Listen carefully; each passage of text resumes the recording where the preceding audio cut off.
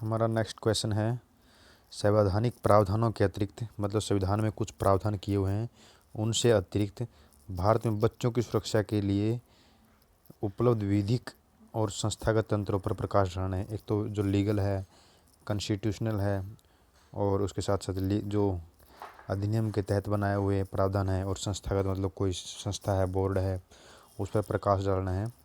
Apart from the constitutional provision highlight various legal और institutional संस्थागत mechanism available to safeguard children in India.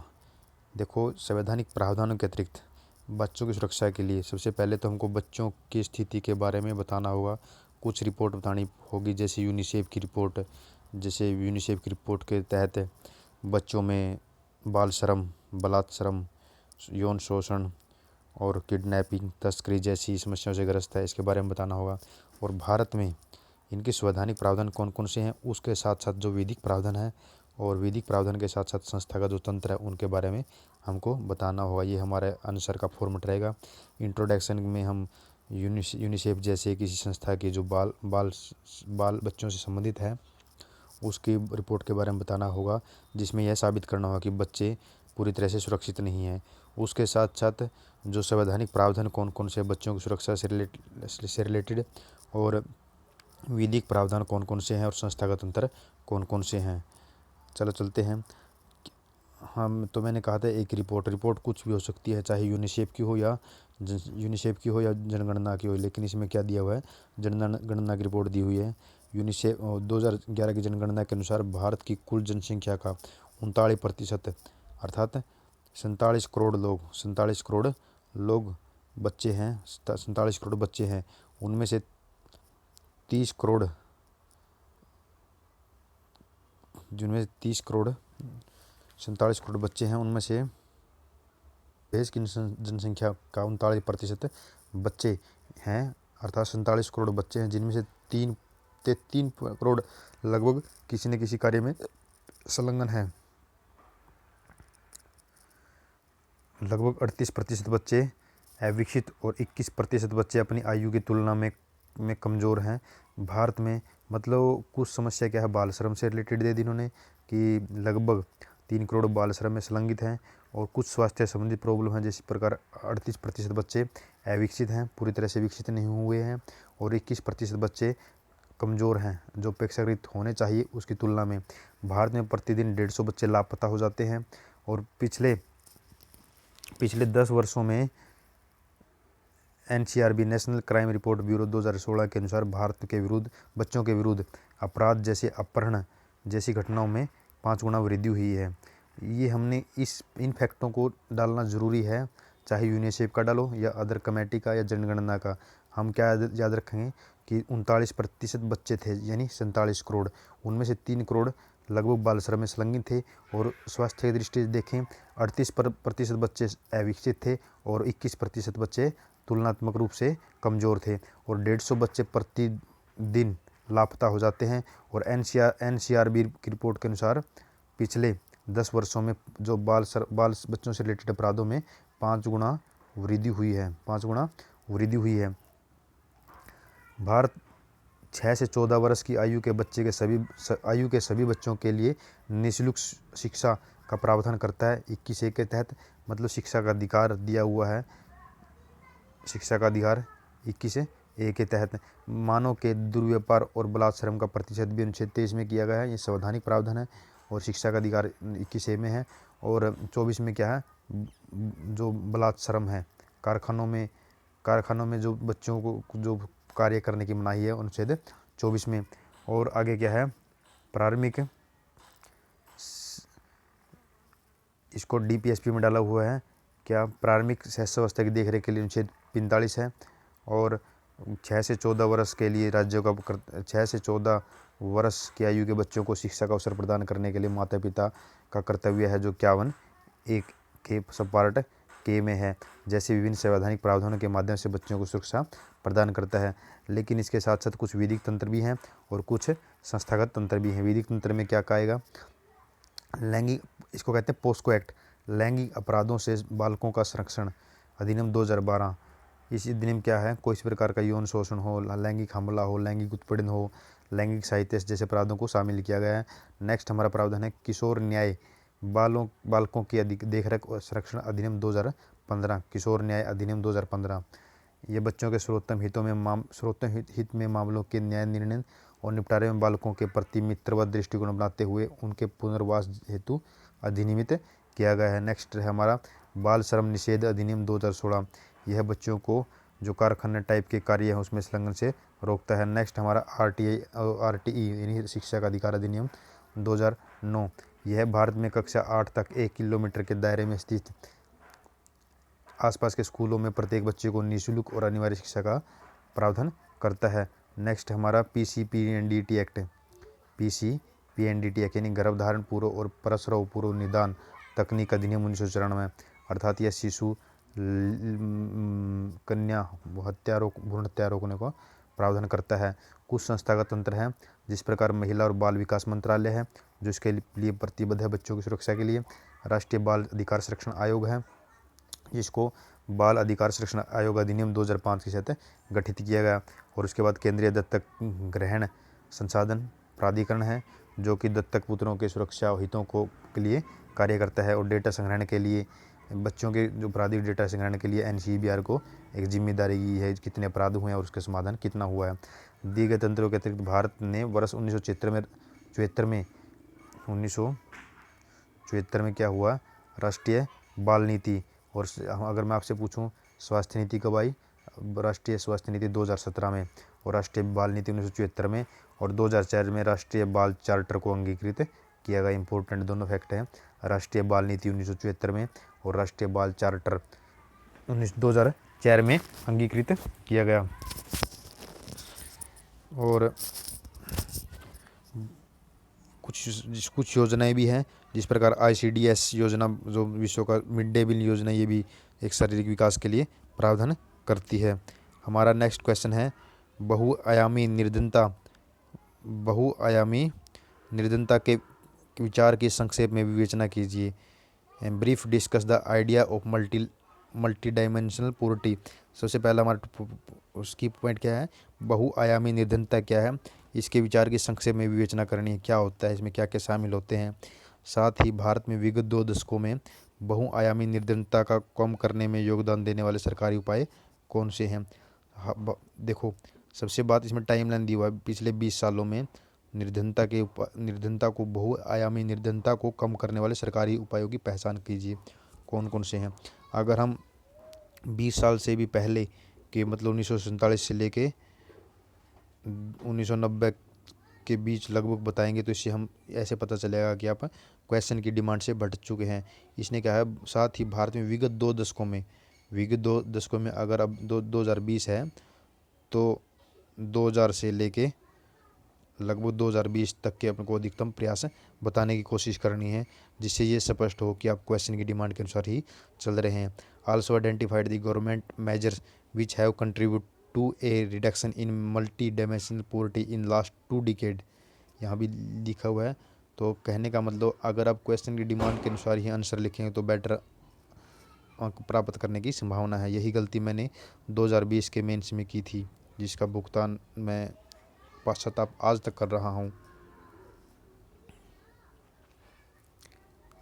अगर हम बहुआयामी निर्धनता के बारे में पहले तो हम निर्धनता की अगर सामान्य कॉमन सेंस से वो प्रकाश डालें तो निर्धनता एक ऐसी स्थिति होती है जिसमें व्यक्ति अपनी जो भौतिक सुविधाएं हैं, भोजन, जल, आवास प्राप्त नहीं कर सकता, वो एक निर्धनता की स्थिति होती है। पहले विश्व बैंक ने $1.25 को निर्धनता का मानक निर्धारित किया था, लेकिन बाद में इसका संशोधन करके $1.9 को निर्धारित कर दिया। लेकिन बहुआयामी निर्धनता केवल भौतिक आवश्यकताओं तक सीमित नहीं है। इसमें भौतिक आवश्यकताएं जैसे भोजन, आवास, पानी के साथ साथ शिक्षा, स्वास्थ्य सुविधा, जागरूकता जैसे संसाधनों तक पहुंच को भी सुनिश्चित करता है। अगर हम थ्योरेटिकल पढ़ें क्या है, सामान्यतः निर्धनता को आय जैसे संकीर्ण मानदंड के आधार पर परिभाषित किया जाता है। उदाहरण के लिए विश्व बैंक ने क्या कहा, $1.9 से कम गुजारा करने को चरम निर्धनता के रूप में परिभाषित करता है। परंतु निर्धनता के विभिन्न आयाम होते हैं, जिसमें क्या होता है जैसे स्वास्थ्य, शिक्षा, और अच्छा आवास, पर्याप्त जीवन स्तर, सशक्तिकरण का भाव, कार्य की निम्न स्तर गुणवत्ता, हिंसा का खतरा, पर्यावरण रूप से जो मुश्किल रहने जो व्यवस्थाएं हैं वो बहुआयामी गरीबी निर्धनता सूचकांक में शामिल करता है। अगर हम निर्धनता को उसके बहुआयामी दृष्टिकोण से देखना आवश्यक,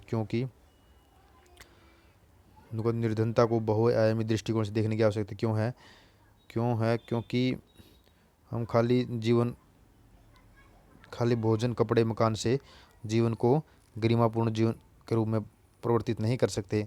इसके लिए हमें बहुआयामी दृष्टिकोण से देखना आवश्यक है, क्योंकि आर्थिक समृद्धि सदैव अन्य वंचनाओं जैसे बाल कुपोषण, बाल मृत्यु दर में कमी से संबंध नहीं होती। क्योंकि अगर आर्थिक समृद्धि होती है, देश की जीडीपी में वृद्धि होती है, इसका मतलब ये नहीं है कि सभी बच्चों का, सभी मनुष्यों का समावेशी विकास सुनिश्चित हुआ है।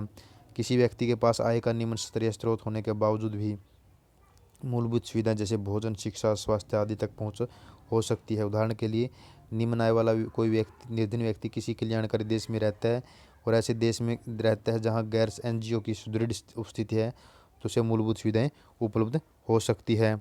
यह नीति निर्माताओं को निर्धनता से संबंध वंचनाओं पर आधारित क्षेत्र में निर्धनता में कमी लाने में सहायता करता है। वर्ष 2018 के एच डी आई मानव विकास सूचकांक में बताया गया है कि वर्ष 1990 एवं वर्ष 2017 के मध्य भारत के एच.डी.आई मूल्य लगभग 50% की वृद्धि दर्ज हुई है, क्योंकि लाखों लोगों को निर्धनता से बाहर निकाल लिया गया है। इसके अतिरिक्त यूएनडीपी और ओफी द्वारा जारी आंकड़े अनुसार 2005 से लेकर 2015 के बीच में भारत के 27 करोड़ लोग लगभग बहुआयामी निर्धनता से बाहर हो चुके हैं। गरीबी, ग्रामीण आबादी, अनुसूचित जनजाति, जाति, मुसलमान, छोटे बच्चों जैसे पारंपरिक रूप से होशियों पर रहने वाले समूह वित्तीय वर्षा से ऊपर उठ रहे हैं। इसके लिए सरकार ने विभिन्न कदम उठाए हैं, जिस प्रकार 2005 में मनरेगा, 2013 में राष्ट्रीय खाद्य सुरक्षा मिशन और यह राष्ट्रीय सामाजिक सहायता कार्यक्रम 1995 में आरंभ किया था। इसमें राष्ट्रीय वृद्धावस्था पेंशन, क्योंकि इसको क्यों शामिल किया है, क्योंकि इसको 20 साल पिछले 2 दशकों में बिल्कुल सुधार संशोधित किया है। जिस प्रकार वृद्धों की पेंशन बढ़ाना, विकलांगों की पेंशन बढ़ाना और राष्ट्रीय वृद्धावस्था पेंशन योजना, राष्ट्रीय पारिवारिक लाभ योजना, राष्ट्रीय मातृत्व लाभ योजना, और हर नेक्स्ट क्या है, प्रधानमंत्री आवास योजना, जिसका लक्ष्य 2022 तक हर व्यक्ति को मकान दिया जाएगा शहरों में जो मलिन बस्तियों को कम करने के लिए। उसके अतिरिक्त सौभाग्य योजना, जिसमें सहज बिजली हर घर योजना, उज्ज्वला जिसके तहत एलपीजी सिलेंडर दिया जाता है बीपीएल को, परिवार की महिलाओं को, स्वस्थ भारत अभियान, राष्ट्रीय प्रधानमंत्री जन धन योजना, वित्तीय समावेशन कार्यक्रम और कौशल विकास योजना, प्रधानमंत्री कौशल विकास योजना जैसे योजना लागू कर और विकास को बढ़ावा देने के लिए प्रयासरत है। सर्व शिक्षा अभियान 2000 और शिक्षा अधिकार 2009। और अगर हम इसको उसके अनुसार बांटें कि स्वास्थ्य में क्या किया, जिस प्रकार आयुष्मान है, आर्थिक क्षेत्र में क्या किया है, और भूमि सुधार के लिए भी एक डिजिटलीकरण को बढ़ावा दिया है, ताकि लोगों को उत्तराधिकार और संपत्ति स्थानांतरण आसानी से और जल्दी और समय और पैसे की बचत के साथ साथ हो सके। निर्धनता के विभिन्न आयामों की पहचान करने के महत्व को ध्यान में रखते हुए 2011 में पहली बार सामाजिक, आर्थिक और जातीय आधारित जनगणना की गई। वर्तमान में कई योजनाएं हैं, जिस प्रकार पीएम किसान को आय सहायता के रूप में 6,000 रुपये वर्ष 2000, प्रधानमंत्री कौशल विकास योजना, आयुष्मान योजना जो हमने अभी जिक्र भी किया था, समग्र शिक्षा योजना बहुआयामी गरीबी को लक्षित करते हैं। हमारा नेक्स्ट क्वेश्चन होगा, भारत जैसी युवा जनांग में वृद्धों को किन चुनौतियों का सामना करना पड़ता है। What are the challenge faced by the elderly in a young demographic like India. पहले तुमको इसका पार्ट क्या है, भारत युवा जनसांख्यिकी से प्रेरणादायक लाभकारी स्थिति में है। इसको हम साबित करेंगे कि पहला तो हमारा क्या है, भारत की 50% जनसंख्या 25 वर्ष से कम है और भारत की 60% जनसंख्या 35 वर्ष से कम है। अगर दूसरा हम फैक्ट डालें, भारत में औसत वर्षा 2020 में 29 वर्ष है, वहीं चीन में 37 वर्ष है और जापान में 48 वर्ष है। इसका कहने का मतलब भारत में युवा जनसंख्या अधिक है। तीसरा, हमारे देश में जो युवा जनसंख्या है वो आने वाले टाइम में वैश्विक स्तर पर भी आर्थिक योगदान में मदद करेगी। लेकिन उसके बाद भी जननांकियों में वृद्धों की चुनौतियाँ क्या क्या हैं, इसके बारे में बताना है। वृद्धों की जनसंख्या कितनी है? 2011 8% लगभग के 8% है। और कौन कौन सी चुनौतियाँ वृद्धों को पारिवारिक स्तर पर, व्यक्तिगत स्तर पर और राज्य स्तर पर भी हम कुछ चुनौतियों का बढ़ने का कोशिश करेंगे। और जनसंख्या के इस वर्ग पर केंद्रित प्रमुख नीतिगत प्रावधानों का उल्लेख कीजिए। जो देश में वृद्धों के लिए जो प्रावधान है नीतिगत, जिस प्रकार संवैधानिक प्रावधान है, विधिक प्रावधान है, संस्थागत प्रावधान, उनका भी हमको उल्लेख करना है। लेकिन हमको ज़्यादा वो ना करते हुए वृद्धों के ऊपर ही टॉपिक छेड़ना है। भारत में कितनी जनसंख्या अगर देखें तो 2011 की जनगणना के अनुसार भारत में लगभग 8% जनसंख्या 60 वर्ष या उससे अधिक की आयु तक है। आर्थिक सर्वेक्षण 2019 में इस तथ्य को रेखांकित किया गया कि समग्र रूप में भारत को जनसांख्यिकी लाभांश चरण का लाभ प्राप्त हो सकेगा 2020 में। परंतु कुछ राज्य जैसे वर्ष 2030 के दशक तक वृद्धोन्मुखी समाज की ओर बढ़ रहे होंगे और भारत की जनसंख्या में वृद्धि की संख्या लगातार बढ़ेगी। 2041 तक लगभग 2 गुना यानी कुल जनसंख्या का 16% हो जाएगी वृद्धों की जनसंख्या। कौन कौन सी चुनौतियाँ हैं? पारिवारिक संरचना में परिवर्तन होने के कारण, जिस प्रकार अब एकल परिवार को बढ़ावा हुआ है, माता पिता काम करने के लायक नहीं है इसके कारण, और जो शहरीकरण हुआ है जिसके कारण एकल परिवार शहरों में स्थानांतरित हो गए, पिता पीछे गांव में रह जाते हैं माता पिता, वृद्ध माता पिता जिनको अकेलापन, स्वास्थ्य संबंधी बीमारियों का सामना करना पड़ता है। और मनोवैज्ञानिक समस्या क्या क्या है? अकेलेपन के कारण वे शक्तिहीनता, अवसाद, अनुपयोगिता, लगाव जैसी भावनाओं से पीड़ित होते रहते हैं। स्वास्थ्य देखभाल सुविधाओं तक पहुंच का अभाव, स्वास्थ्य संबंधी समस्याओं से भी पीड़ित होते हैं क्योंकि जरा चिकित्सा प्रणाली में सीमित श्रम शक्ति, दोषपूर्ण रूप से विकसित स्वास्थ्य संरचना, बीमा का अभाव जैसी कमियां विद्यमान है। और सरकार के द्वारा दी जाने वाली सुविधा जैसे वृद्धाश्रम भी जीर्णावस्था में है। और एक सामाजिक सुरक्षा का अभाव, इंदिरा गांधी राष्ट्रीय वृद्धावस्था पेंशन योजना के माध्यम से मात्र 200 रुपये और 500 रुपये की अल्प राशि प्रदान की जाती है। शहरी और ग्रामीण असमानता, अधिकांश सुविधाएं जैसे डे केयर सेंटर, परामर्श केंद्र आदि शहरी क्षेत्रों में हैं। ग्रामीण क्षेत्रों में वृद्ध आबादी के लिए इस प्रकार की सुविधाओं की उपलब्धता नहीं है। दूसरी ओर ग्रामीण क्षेत्रों में युवाओं के प्रयासों के कारण वृद्धजनों की सापेक्ष आबादी ग्रामीण क्षेत्रों में अधिक है।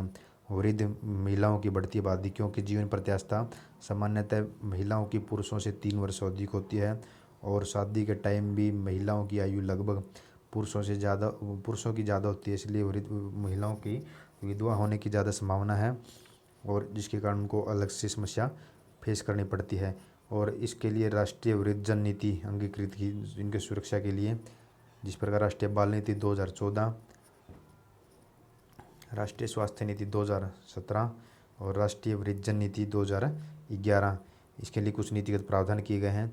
वृद्धावस्था में आय सुरक्षा, वृद्धजनों की आय सुरक्षा सुनिश्चित करने हेतु इंदिरा गांधी राष्ट्रीय वृद्धावस्था पेंशन योजना के माध्यम से वित्तीय सहायता प्रदान करना, पीडीएस के माध्यम से भोजन प्रदान करना, कर में छूट देना, उचित दरों पर ऋण उपलब्ध करवाना। इसी के लिए वर्ष 2017 में वरिष्ठ पेंशन बीमा योजना, प्रधानमंत्री वय वंदना योजना जैसी योजना आरंभ की गई है। स्वास्थ्य की देखभाल के लिए क्या किया गया है? पारिवारिक प्रणाली को सुदृढ़ करने के लिए प्रयास किए जाएंगे ताकि यह वृद्धावस्था में प्राथमिक देखभाल करने वाली संस्था की भूमिका निभाता रहे। इस तरह इस दिशा में माता पिता और वरिष्ठ नागरिकों का भरण पोषण एवं कल्याण अधिनियम 2007 को सुदृढ़ किया जाना साथ ही उनकी मानसिक और शारीरिक स्वास्थ्य के लिए विशेष कार्यक्रम विकसित किए जाएंगे। इसलिए राष्ट्रीय बुजुर्ग स्वास्थ्य देखभाल कार्यक्रम और राष्ट्रीय व्योश्री योजना आरंभ की गई है।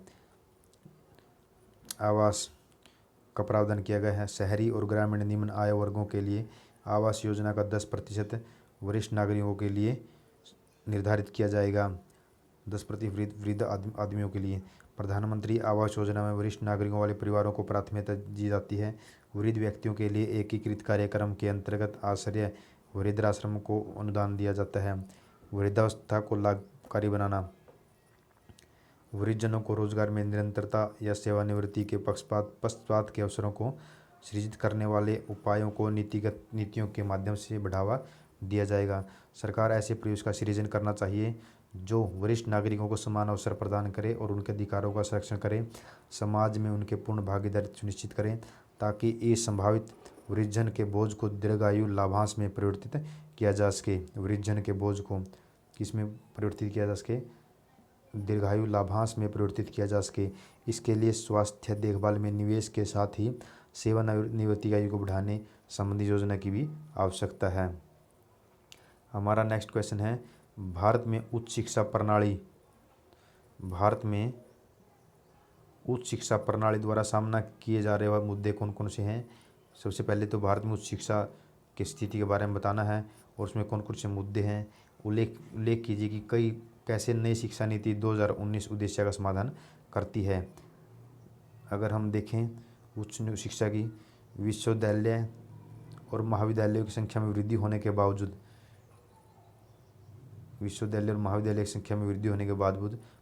उच्च शिक्षा में सकल नामांकन अनुपात मात्र 26% है, 26.3% है, जहाँ पुरुषों का 26.3% है और महिला का 26.4% ही नामांकन हो पाता है।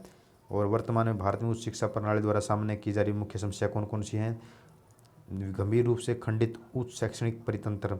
उदाहरण के लिए देश में उच्चतर शिक्षा संस्थान का जटिल नामांकन, जैसे संबद्ध विश्वविद्यालय,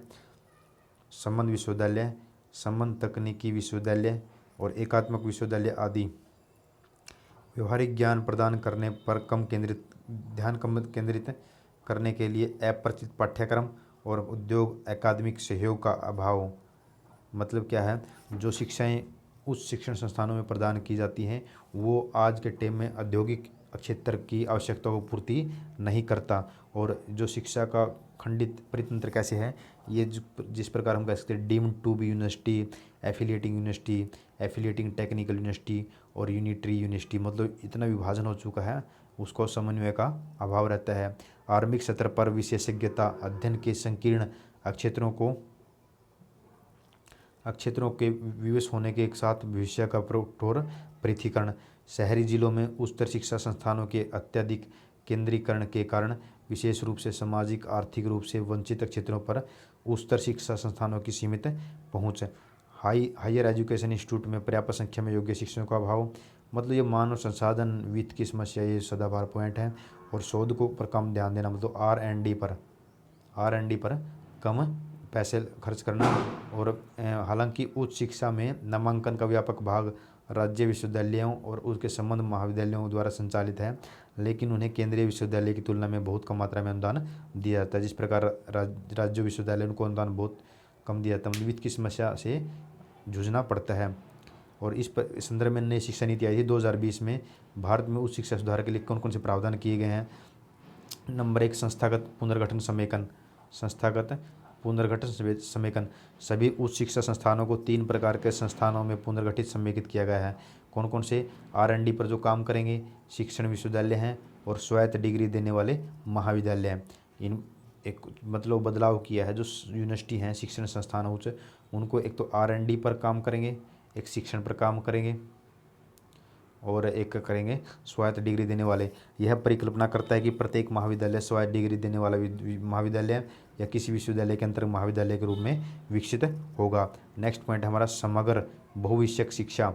यह लचीली पाठ्यक्रम रचना है, विषयों के रचनात्मक संयोजन और व्यावसायिक शिक्षा के एकीकरण और उचित प्रमाणीकरण के साथ कई प्रवेश और निकास बिंदु वाली स्नातक परीक्षा की परिकल्पना करता है। इसका मैं आपको सिंपल वे में बताता हूँ। अगर कोई व्यक्ति यूनिवर्सिटी में एडमिशन लेता है ग्रेजुएशन के लिए और उसने फर्स्ट ईयर करने के बाद पढ़ाई से मन उब गया, तो वह बीच में छोड़कर कोई अपना आर्थिक स्थिति सुधार के लिए या खर्ची के लिए कुछ काम भी कर सकता है, कोई बिजनेस स्टार्ट कर सकता है। अगर साल या 2 साल, 1 साल या 2 साल के बाद उसका मन दोबारा स्टडी करने का होगा तो ग्रेजुएशन की दूसरी सेकंड ईयर में दाखिला ले सकता है। यह लचीलापन एक बच्चों में या विद्यार्थियों में रचनात्मक के साथ साथ शिक्षा स्तर को बढ़ाने में सहायक होगा।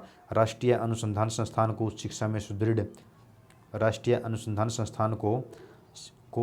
सुदृढ़ अनुसंधान संस्कृति को बढ़ावा देने और अनुसंधान क्षमता निर्माण के लिए शीर्ष निकाय के रूप में गठित किया जाएगा। उच्च शिक्षण संस्थानों का अंतर्राष्ट्रीयकरण। यह अंतर्राष्ट्रीयकरण सत्र पर प्रासंगिक पाठ्यक्रम के साथ साथ सामाजिक जुड़ाव और गुणवत्तापूर्ण आवासीय सुविधा और संस्थानों के भीतर सहयोग के लिए सार्थक अवसर आदि की कल्पना करता है। भारतीय और वैश्विक संस्थानों के मध्य अनुसंधान सहयोग और छात्र आदान प्रदान को बढ़ावा दिया जाएगा। और विनियमन के लिए भारतीय उच्च शिक्षा आयोग, भारतीय यूजीसी की जगह अब इसको लाया जाएगा, higher education commission of India की स्थापना चिकित्सा विधिक शिक्षा को छोड़ संपूर्ण उच्च शिक्षा के विनियमन के लिए एकल विनियामक होगा। इसमें चिकित्सा और विधिक कानूनी पढ़ाई और चिकित्सा को छोड़कर सभी शिक्षा से नियंत्रण यही करेगा। समानता और समावेशन के लिए कुछ प्रयास किए हैं। उस उच्च सकल नामांकन अनुपात को बढ़ाकर 2035 तक 50% करना और सामाजिक और आर्थिक रूप से वंचित जो तबके हैं उनकी शिक्षा के लिए उपयुक्त सरकारी निधियों के निर्धारण को स्पष्ट रूप से लक्षित करना। इस प्रकार नई शिक्षा नीति विभिन्न चुनौतियों से निकलने और उच्च गुणवत्ता वाली समावेशी उच्च शिक्षा प्रदान करने के लिए उच्च शिक्षा प्रणाली के आमूल परिवर्तन के लिए प्रतिबद्ध है। दोस्तों धन्यवाद। आपको वीडियो अच्छी लगी तो चैनल को सब्सक्राइब करें और अगर कोई सुझाव हो तो हमें कमेंट में ज़रूर बताएं। धन्यवाद दोस्तों।